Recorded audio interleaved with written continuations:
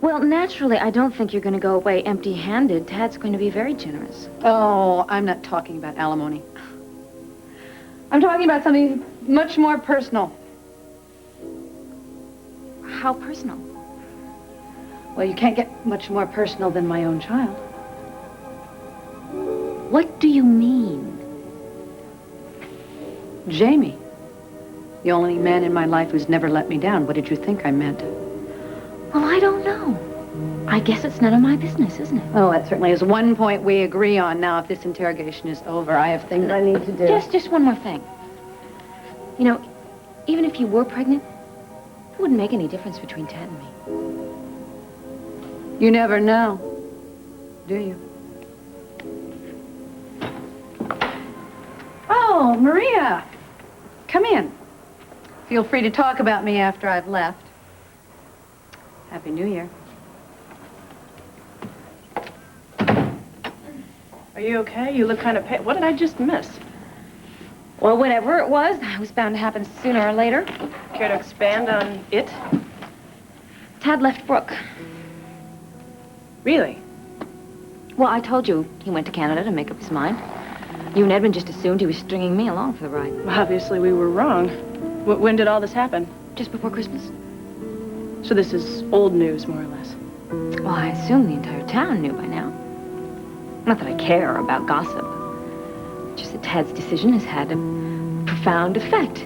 Simplifying his life has complicated lots of others. Well, life lately has been nothing if not complex. Well, I have to fly, so, Happy New Year to you and Edmund. Happy New Year.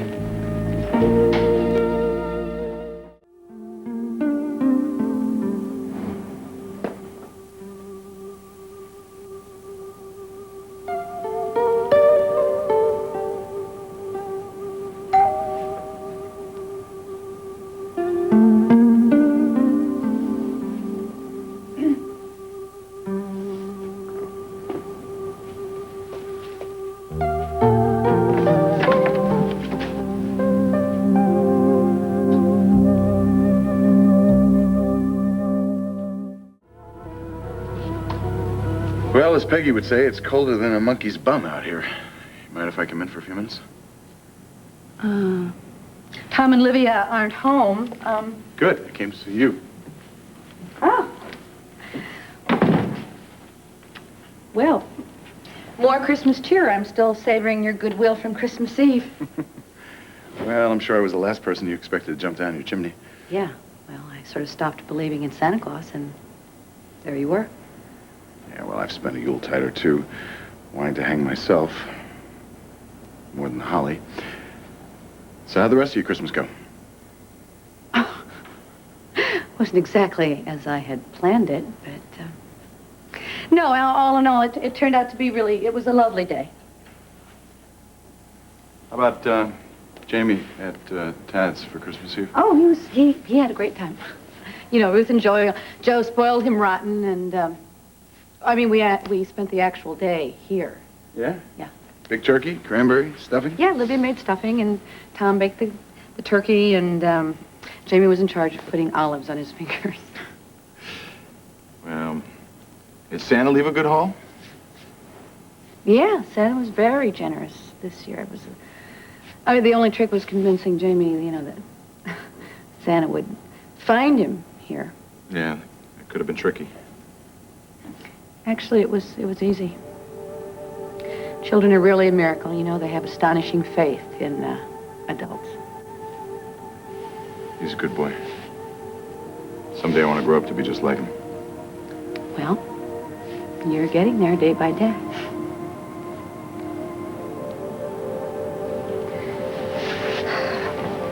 Very sweet of you to drop by. I'm being dismissed. No, you're just being relieved of your guardian angel duty.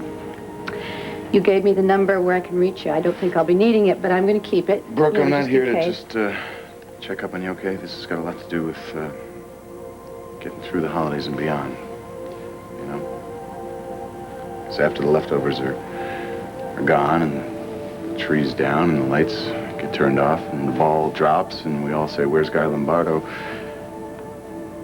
you and I will still be here. So I need to know exactly from you what to expect from the new year for you and me.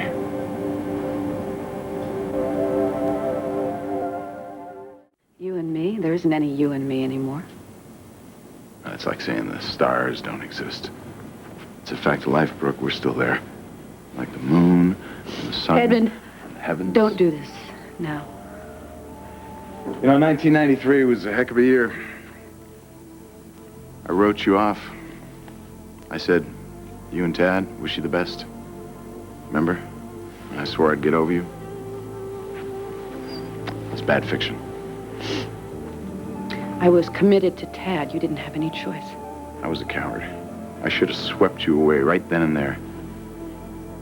And then I got a second chance at Willow Lake Cabin, remember?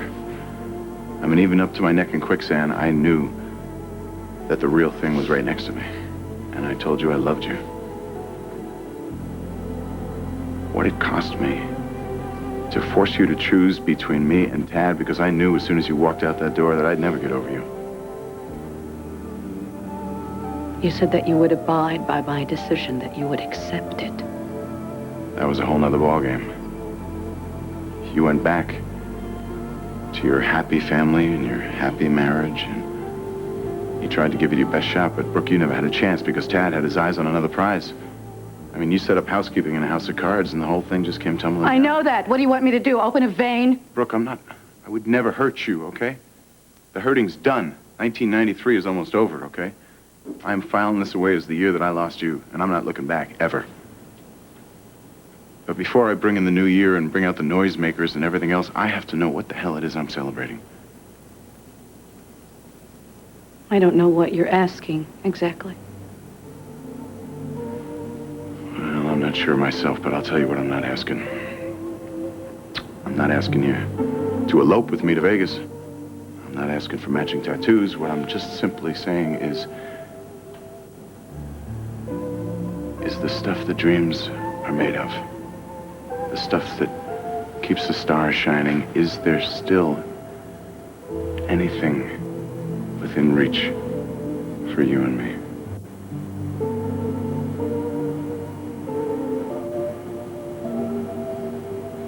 What about Maria?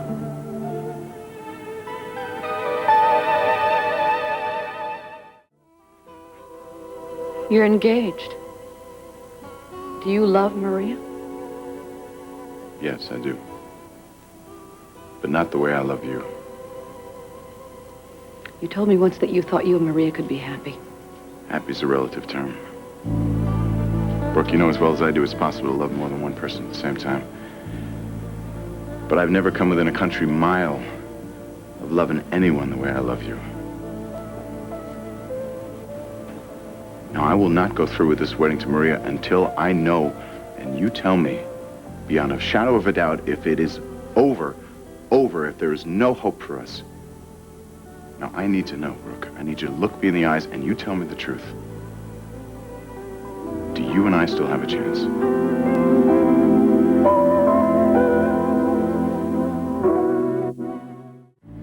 I won't go through this wedding with Maria until you tell me absolutely, once and forever, that you and I are beyond all hope.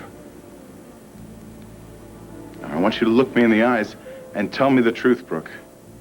I need to know. Do you and I still have a chance?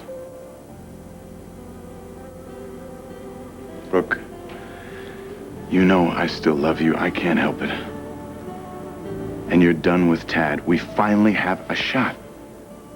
Now, am I crazy, or don't we have to grab it?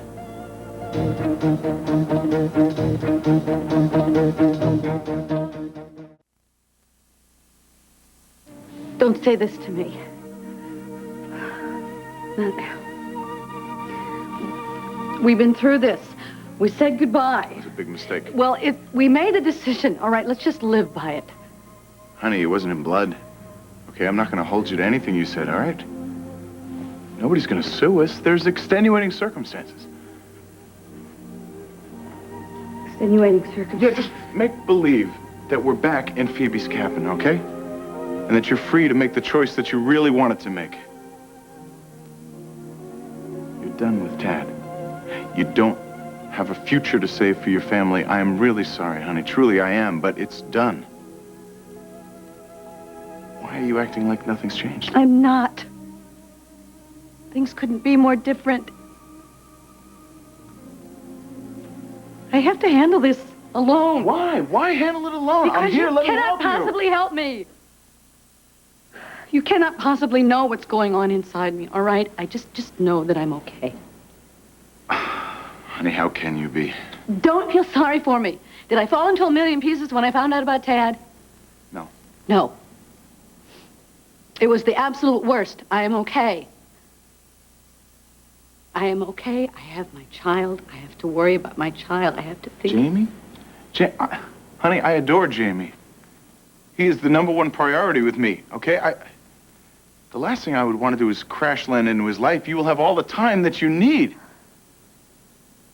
It's not that simple, Edmund. I'm not looking for an easy fix here. Who said I was easy? You know, this is not the first time that Tad dumped me. I have more strength, believe me, than I ever thought I had. Oh, believe me, I know how strong you are. I've seen you in action when you had to survive. Remember, I was on the receiving end of a couple of those things. Listen, I have no doubts that you'll survive. But, Brooke, why are you turning this into some kind of endurance test? Please, I'm here. Let me help you. You don't know. I don't know. You don't know. Look, I have this whole situation to explain to Jamie. He still thinks this is an adventure. He's too little, you know, to know what divorce really means. I have him to think about, and I can't handle anything else right now. Brooke, how can I convince you that I'm not going to be a burden? Edmund, thank you, all right? But no thank you. I don't need you to come to my rescue. I have everything figured out. And I know exactly what I have to do to get out of this quicksand Brooke, on my I own. was trying to rescue you. I'm trying to save my own hide here. Don't you know that I need you? Don't you know that? Brooke, if you're thinking that I'm asking for an ultimatum, you're wrong. Okay? I'm not asking for solemn vows. I'm not asking for a definite date. Nothing, but you gotta tell me one thing. If there is the slightest, most remote possibility of a chance for you and me, you tell me to wait, and I will wait, but you have to give me something. Something. And what's it gonna be, Brooke?